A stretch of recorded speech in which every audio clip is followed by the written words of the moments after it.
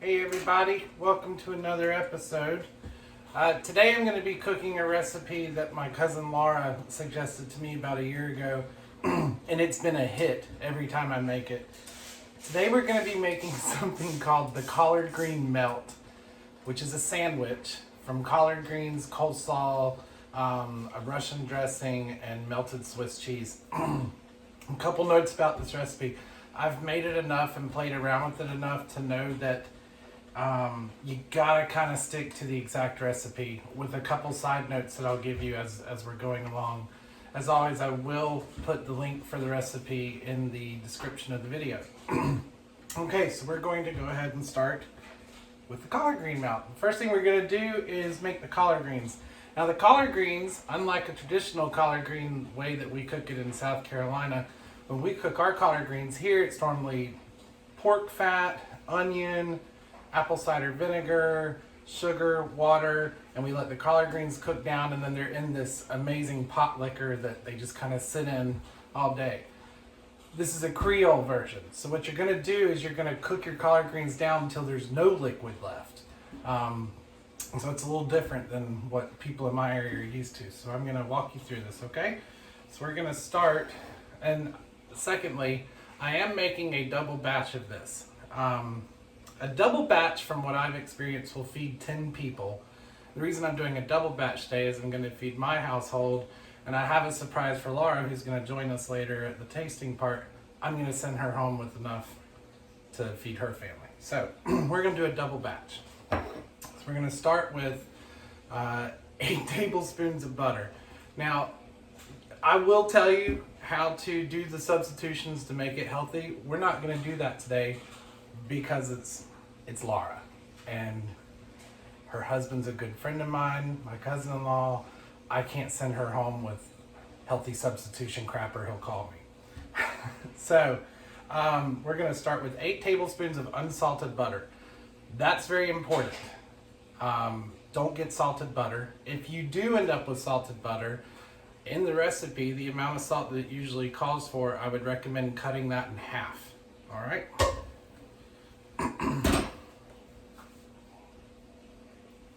Now, while that butter is melting, I've got the garlic ready to go. This is a neat little contraption I got on Amazon. Sometimes my wrist starts to hurt a lot when I'm chopping, so I got this neat little handheld chopper. And this is going to be 12 cloves of garlic.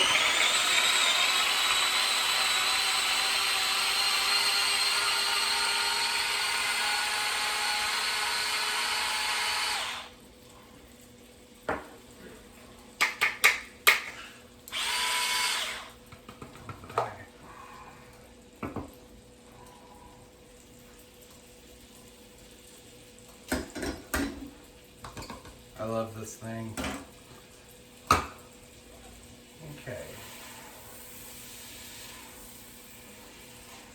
So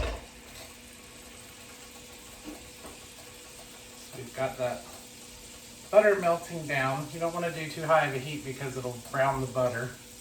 And we're going to go in with the garlic.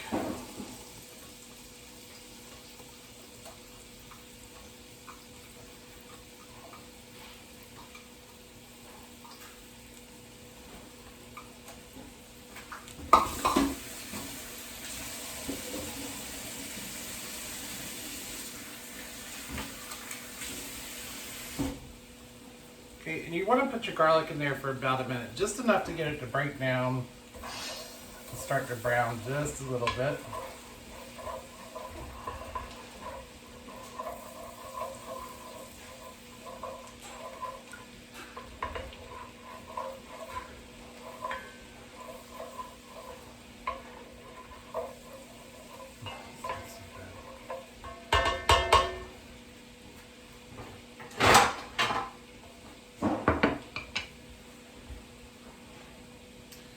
Okay, now that the garlic has been in there for a minute, we are going to add 1 cup of red wine vinegar,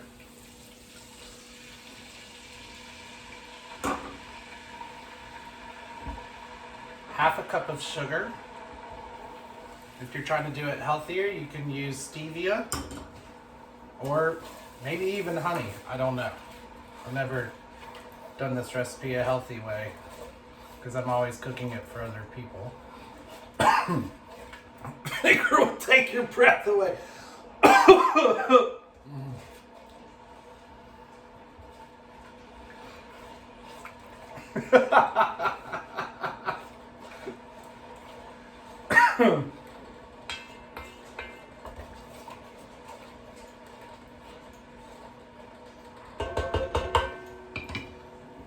Okay, next we're going to add the Creole seasoning. The Creole seasoning I recommend using is Old Bay because it has the least salt content. If you use something like Tony Ketchers or anything other than that, you're going to find that you get a lot of salt in here. So I recommend using Old Bay seasoning. I tried it with Zatarain's one time, which was okay, but I thought it was still on the salty side. The best that it's ever come out is Old Bay. So we've got 4 teaspoons of Old Bay seasoning.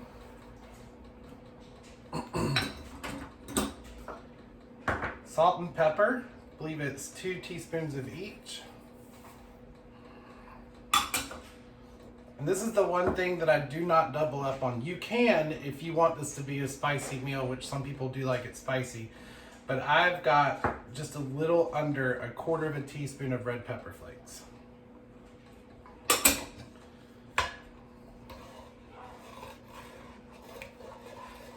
So you're gonna stir all that in together and let that kind of cook down for a few minutes.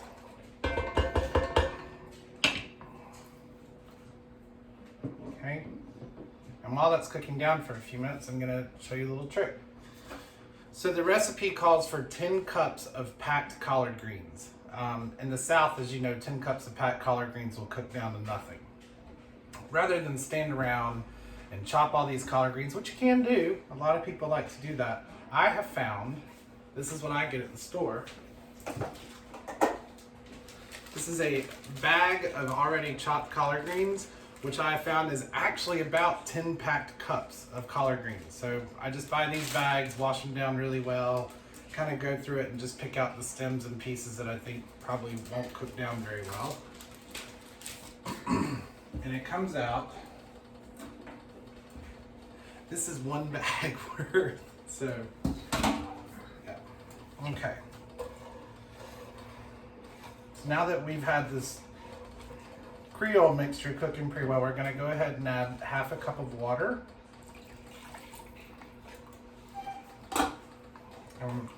We're going to wait till this simmers up a little bit.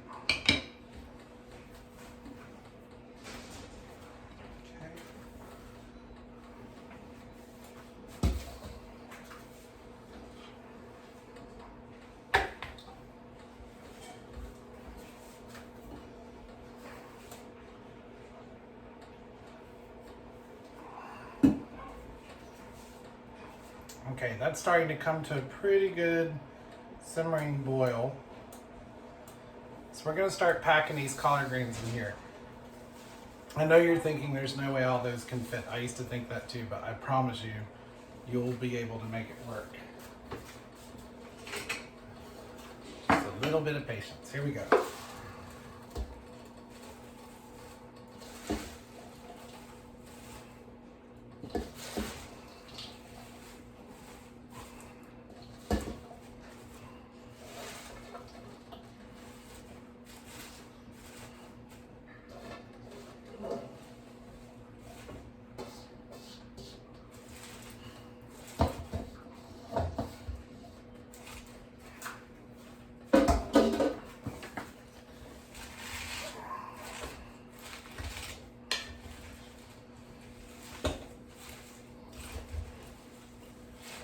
You want to try to toss them around as best as you can in this stage to get them kind of coated.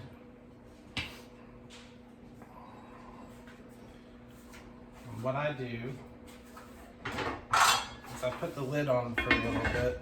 I let this first batch cook down for about 10 minutes and then I come back, give it a good stir, add the second batch. We'll be back in just a little bit. Okay, so it's been about 5 to 10 minutes or so, and you're gonna be kind of shocked how much these things cook down, which they've cooked down quite a bit. So trust me, the first time I made this, I too put these greens in the pot and I was like, there's no way there's enough liquid for that. But that's just because we're kind of used to there always being copious amounts of what we call pot liquor in there.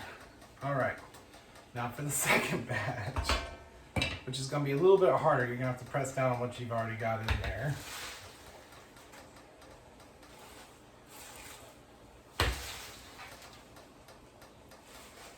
And you know, what you can do a handful at a time and give it a gentle toss.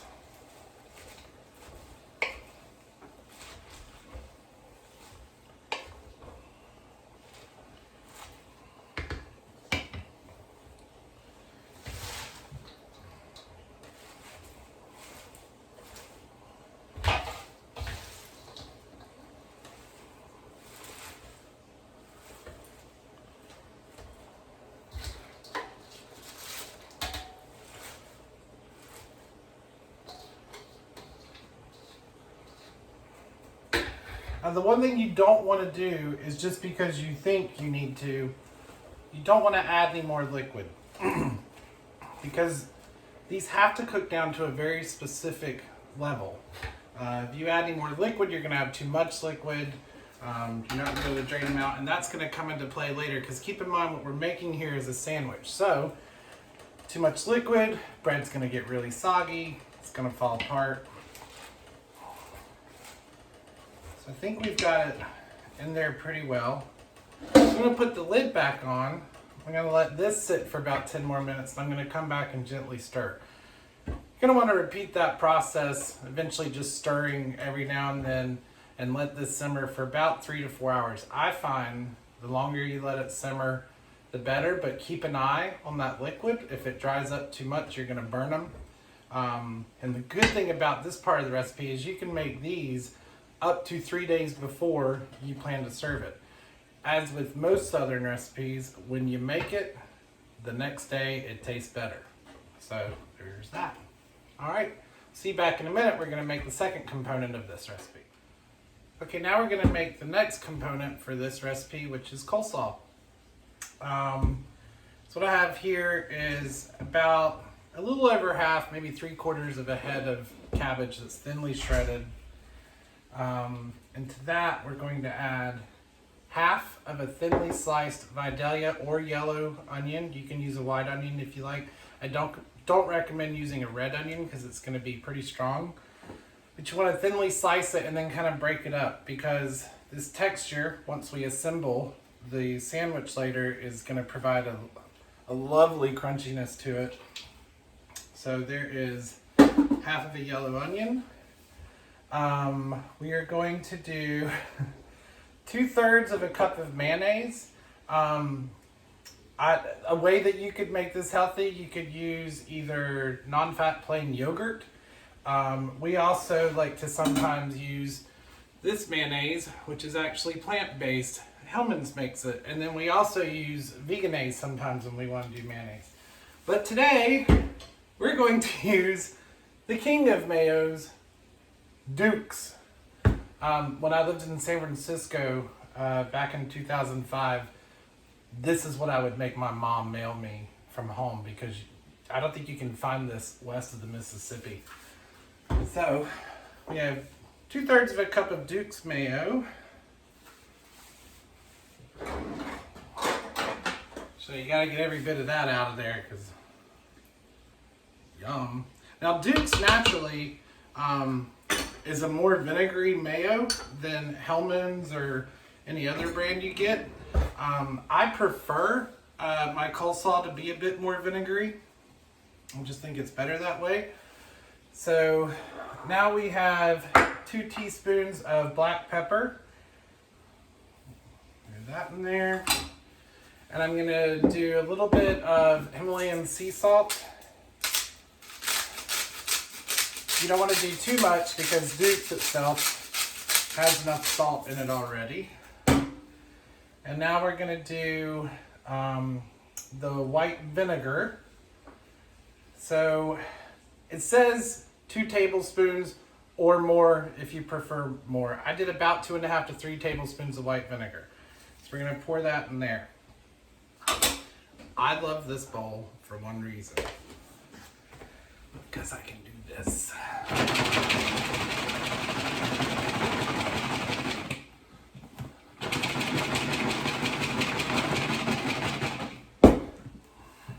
I do have to scrape some of this goodness out of here. Okay. So that gives me a good start.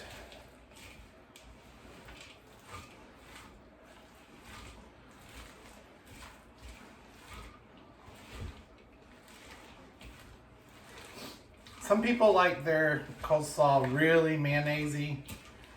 I don't, especially for this sandwich, because you're going to top this with the Russian dressing as well. So you're already getting enough liquid involved in the sandwich.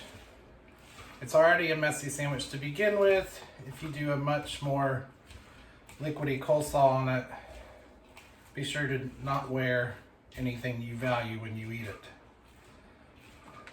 Okay, so there's the coleslaw. As you can see, it's not too terribly liquidy. And you can always give it a little bit of a taste to make sure that it's to your liking. And this one is. Let's put this in a better sized bowl.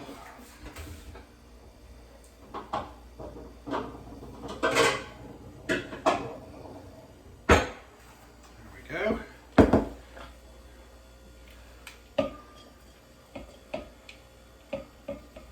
Now the coleslaw you can even make up to one day early, and it can sit in the fridge, which would probably be pretty good for this recipe because those flavors will do very well together. All right, so there's the coleslaw, and on our next segment we're going to make the Russian dressing. Okay, welcome back. So now we're going to make the final component to this, which is a Russian dressing. And this is going to consist of cherry peppers, hot sauce, ketchup, and mayonnaise, and a little bit of pepper. That's about it. Okay, so for the cherry peppers, one thing you want to keep in mind about these things, for this amount I use 1 jar of cherry peppers. But as you get these cherry peppers, you want to pull them out, pull off the stem, split them open, and under a faucet, rinse them out because these things are so full of seeds. So they end up getting, shelled out, and you've got cherry peppers. So I'm going to do cherry peppers, and for this I use a food processor. So you're going to put in the cherry peppers. You're not wanting to pulverize them, you just want to chop them pretty well.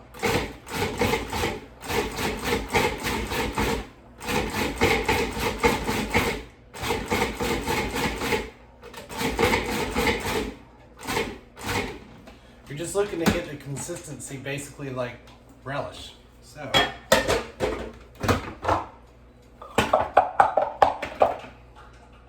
can show you. You want to get it about diced to about that much. All right, so we have 1 cup of mayonnaise. Again, you can substitute the mayonnaise you want to use, or you can use non-fat yogurt, which won't taste very well. And we are going to go ahead and mix these in.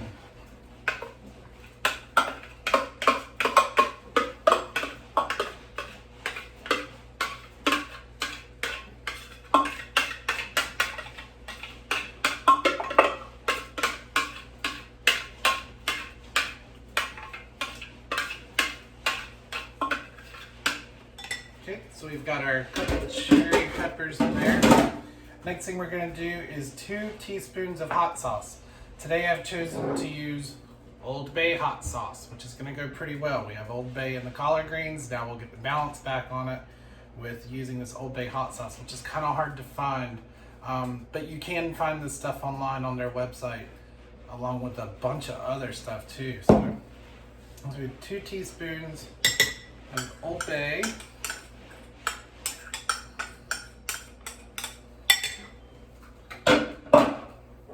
And 2 teaspoons of ketchup.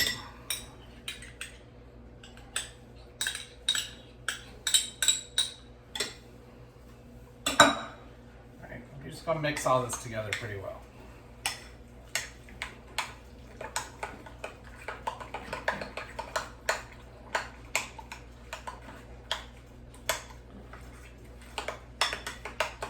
And with this, you can also make this the day before.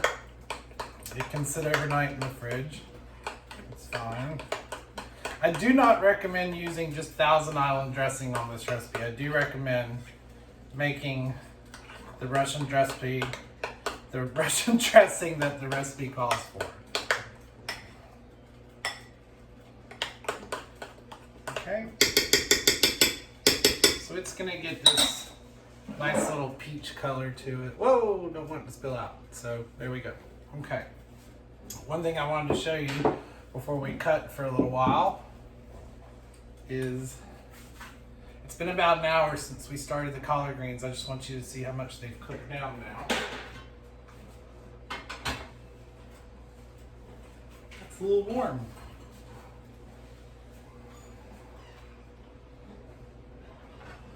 So those 2 big bowls of collard greens have already cooked down to this, which is great. Again, you want to just kind of give it an occasional stir about every 30 minutes for about 3 to 4 hours. Keep an eye on it. And as this progresses, we'll check in and I'll show you what it should be looking like.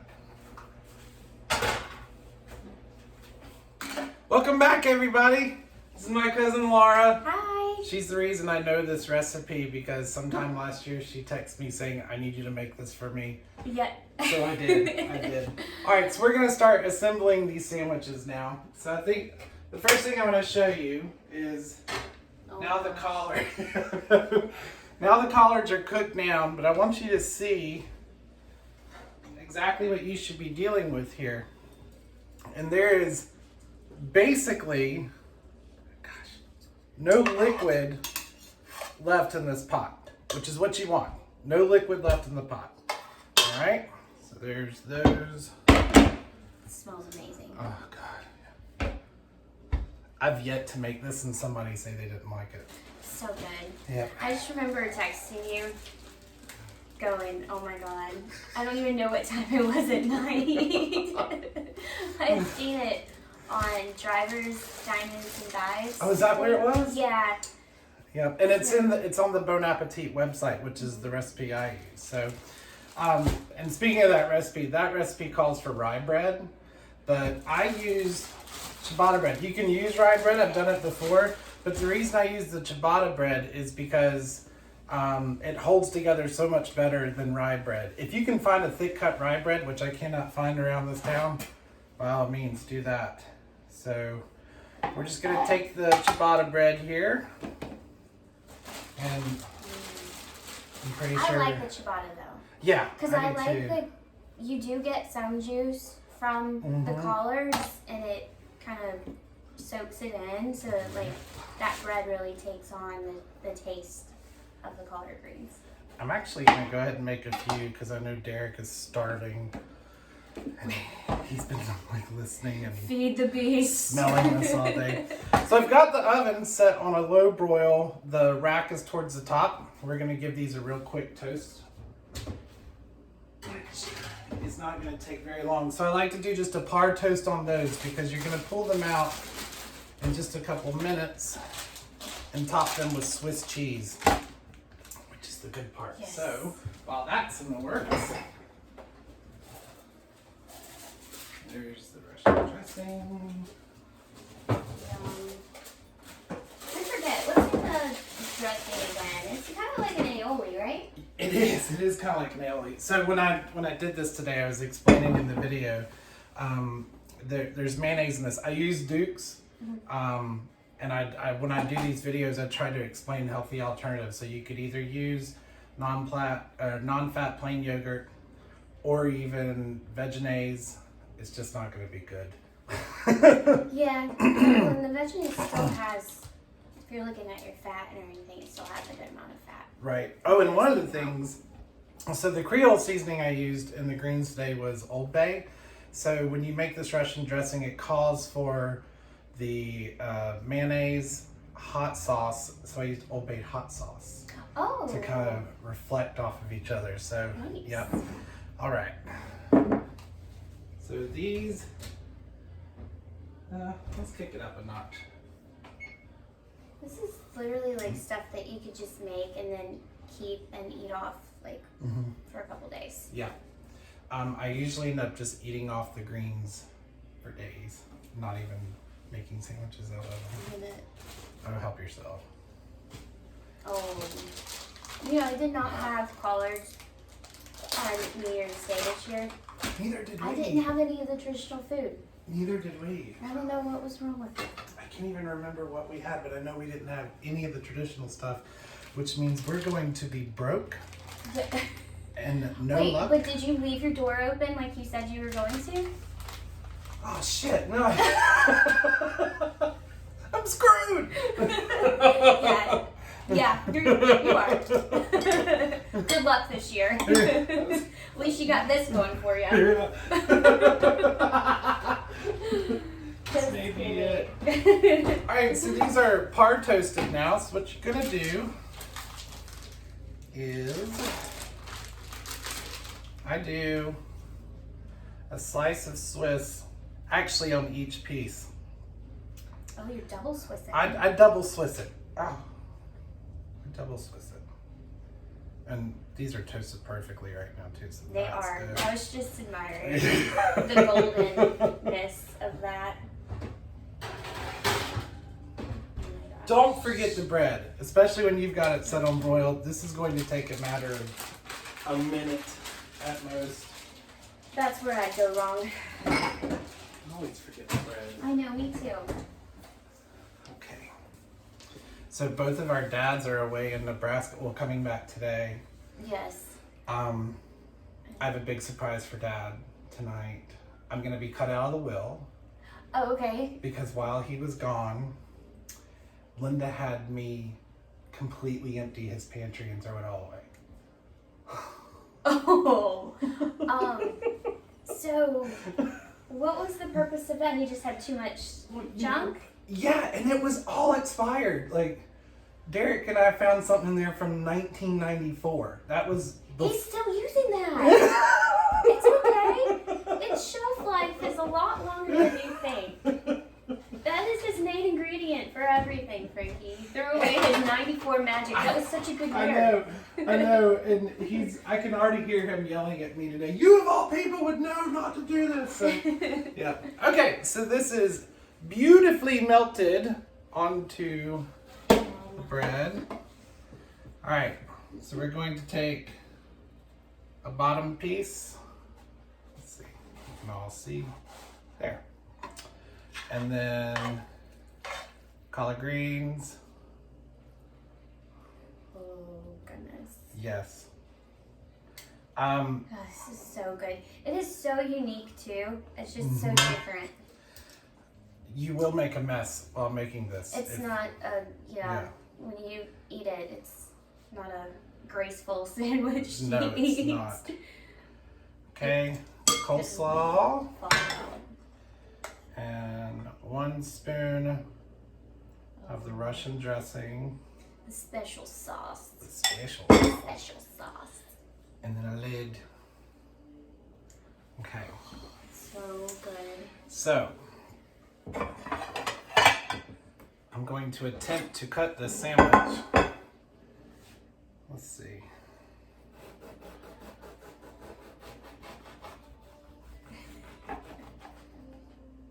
You did it. I did it. Beautiful. Okay. Plate up, Plate up. as Warren says. Everybody plate up. And that, my friends, is the collard green melt. Oh my gosh. For you. I feel so special. I feel like I need to put my hair back. I'm just kidding. I'm just going to go for it. Go for it. All right. It's just like my dad the first time he tried it. He stood over the sink. Oh my god. Yeah? Mm-hmm.